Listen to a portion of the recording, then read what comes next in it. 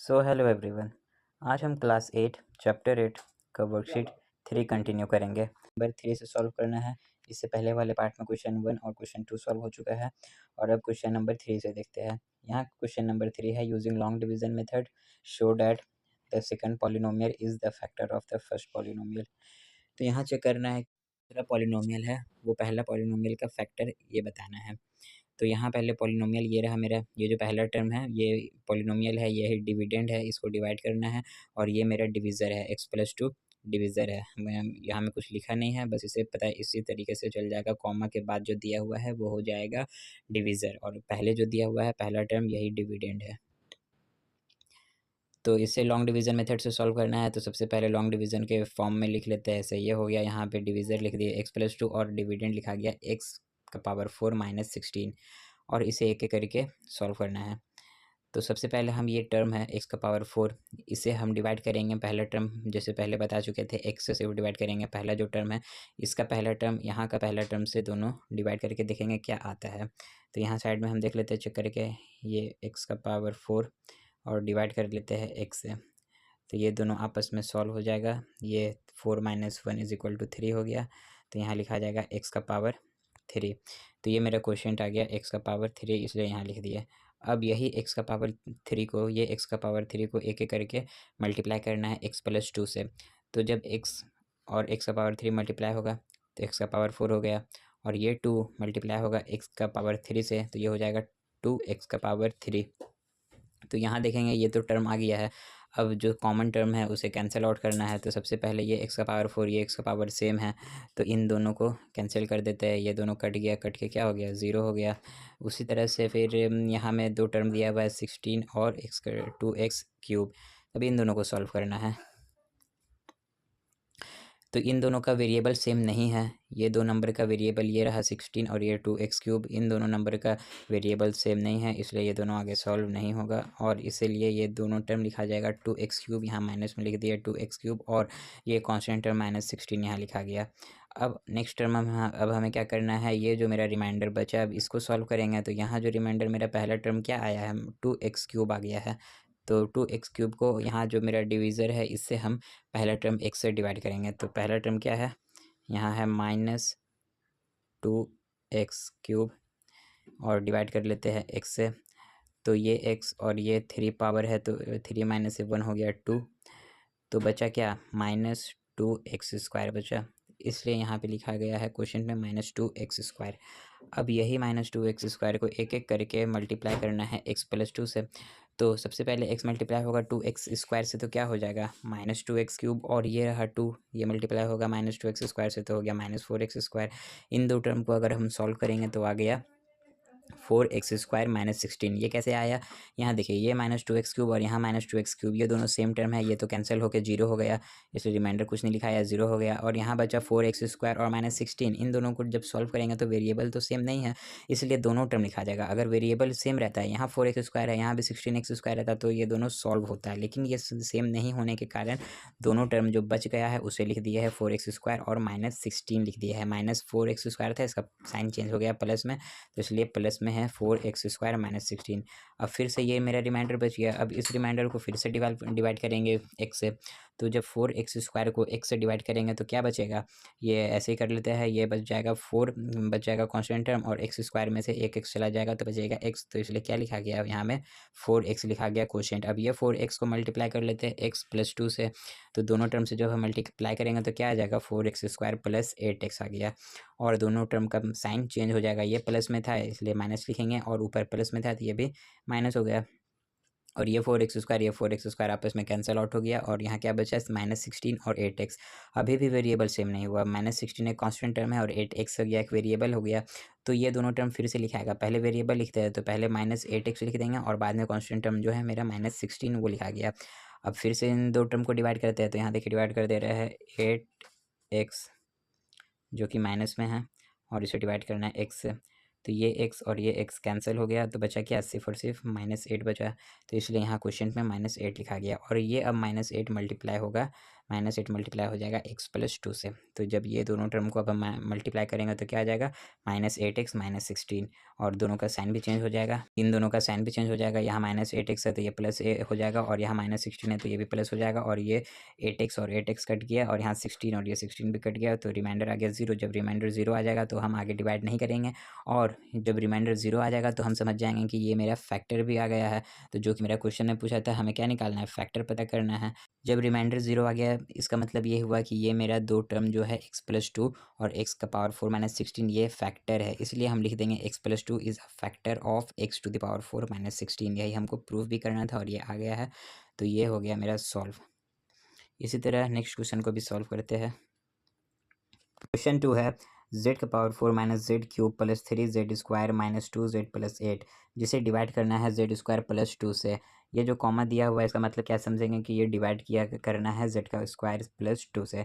तो यहाँ लिख दिया डिवीजर में z² + 2, और ये मेरा डिविडेंड हो गया z का power 4 -z³ plus 3z² -2z plus 2। ये हो गया मेरा डिविडेंड, और ये हो गया डिवीज़र। अब एक एक करके डिवाइड करना है। सबसे पहले क्या बोले, जो भी पहला टर्म है उसको यहाँ का पहला टर्म से डिवाइड करेंगे तो मेरा क्वोशंट पता चल जाएगा। तो एक एक करके डिवाइड करते हैं। ये पहला टर्म z का पावर 4, जिसे डिवाइड कर दिया z का पावर 2 यानी z² से, तो ये 4 और ये 2 कटेगा तो क्या बचेगा, 2 बच रहा है। तो ये हो गया z²। मेरे यहाँ क्वेश्चन देखिए हम लिख दिए z²।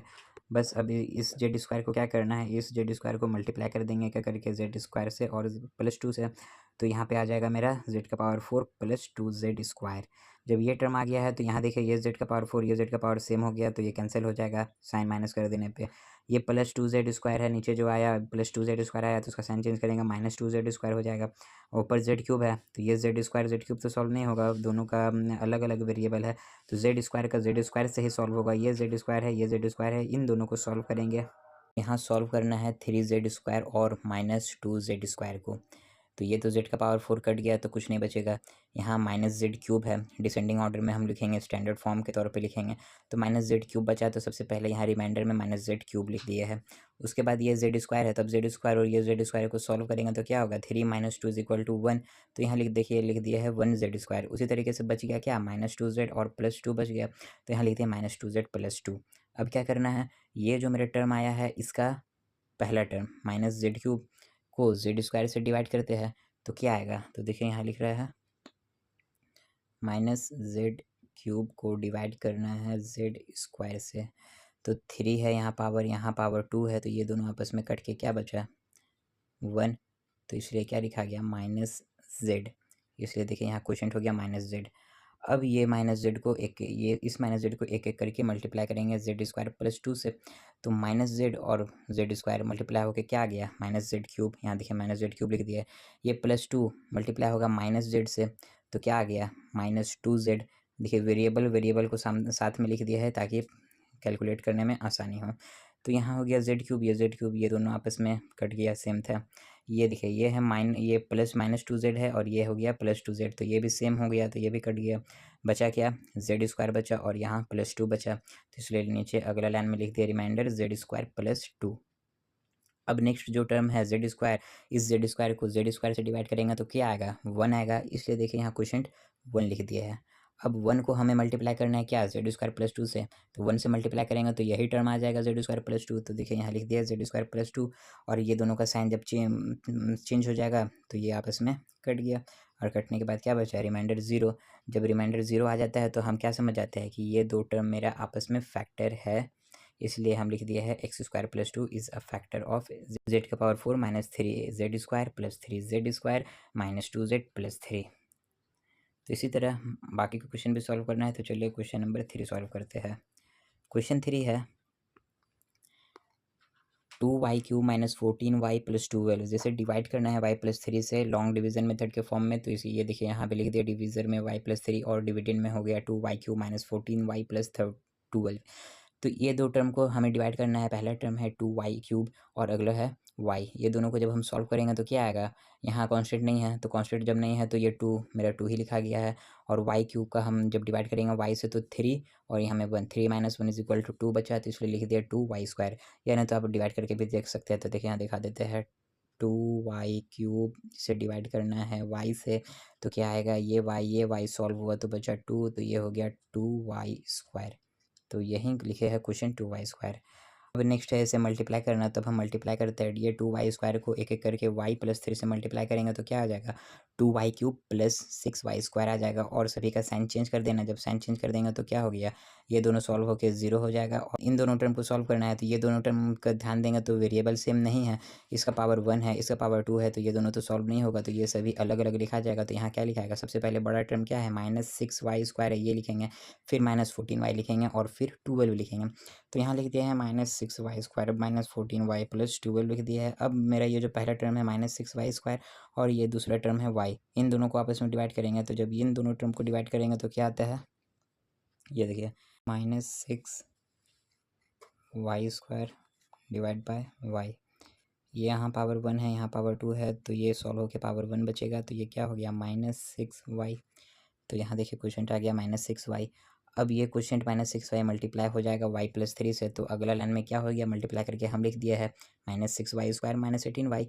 और ये 6y² सेम है, तो ये दोनों सॉल्व होकर क्या हो गया, 0, रिमाइंडर यहाँ 0 हो गया।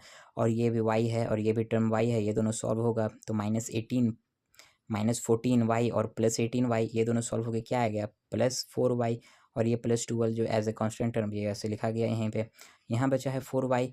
अब ये है y और ये 4y को जब y से डिवाइड करेंगे तो क्या बचेगा, सिर्फ 4 बच रहा है, इसलिए यहाँ पे लिख दिया है क्वेश्चन में 4 आ गया है। और ये 4 को एक करके मल्टीप्लाई कर देंगे y + 3 से, तो मल्टीप्लाई करने पे मेरा आ रहा है 4y + 12। और इन दोनों का साइन चेंज हो जाएगा, ये प्लस माइनस में बदल गया और ये भी प्लस माइनस में बदल गया। तो इन दोनों को सॉल्व कर दिया तो रिमाइंडर 0 हो गया। तो हम क्या कह सकते हैं, y + 3 फैक्टर है। y + 3 is a factor of 2y³ - 14y + 12। तो नेक्स्ट क्वेश्चन सॉल्व करते हैं, क्वेश्चन नंबर 4। क्वेश्चन नंबर 4 है 4p³ - 12p² - 37p - 15, जिसे डिवाइड करना है 2p + 1 से। तो यहाँ डिविज़र और डिविडेंड दोनों लिख दिए है। पहला टर्म क्या है, 4p³ 4p³ को डिवाइड करते हैं 2p से, तो मेरा क्वेश्चन आ जाएगा 4p³ को डिवाइड किए हैं 2p से, तो ये 2 और ये 4 सॉल्व होके बचेगा 2। और ये p का पावर 1, ये p का पावर 3, 3 - 1 क्या होता है 2, तो बचा 2p²। तो देखिए यहाँ लिख दिया 2p²। बस अब क्या करना है, मल्टीप्लाई करना है। 2p² को डिविज़र जो है मेरा 2p + 1, इसे मल्टीप्लाई करेंगे तो मेरा आ गया 4p³ + 2p²। और इन दोनों का साइन चेंज कर दिया, ये 4p³ सेम है तो ये कट गया। और यहाँ बचा 12p² और -2p², इन दोनों को सॉल्व करेंगे तो क्या आ गया, -14p²। और यहाँ जो टर्म है -37p - 15, वही लिखा गया है नीचे लाइन में। अब मेरा ये जो रिमाइंडर बचा है, अब इसको सॉल्व करते हैं इसे। तो -14p² है और ये 2p है, तो इन दोनों को सॉल्व करेंगे तो मेरा क्वेश्चन क्या आएगा, यहाँ माइनस लिख दिया है 14p² और जिसे डिवाइड कर दिया 2p से। तो ये 2 ये 14 को सॉल्व करेगा 7 टाइम्स में, और ये p और ये p का स्क्वायर सॉल्व होगा 1 आएगा उसका पावर। तो यहाँ बचा क्या, -7p। तो क्वेश्चन आ गया -7p।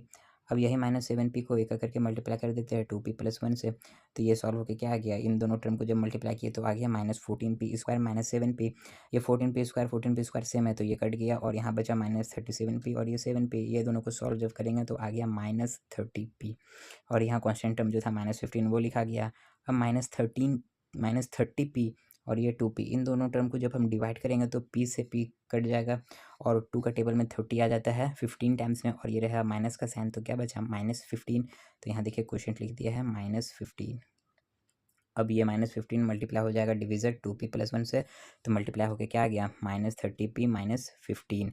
और इन दोनों का साइन भी चेंज हो गया, माइनस प्लस में कन्वर्ट हो गया और रिमाइंडर आ गया 0। जब 0 आ गया तो हम क्या कह सकते हैं, therefore 2p + 1 is a factor of 4p³ - 12p² - 37p - 15।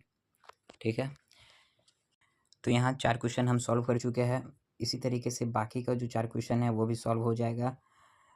तो बाकी का क्वेश्चन नेक्स्ट क्लास में सॉल्व करते हैं। So thank you.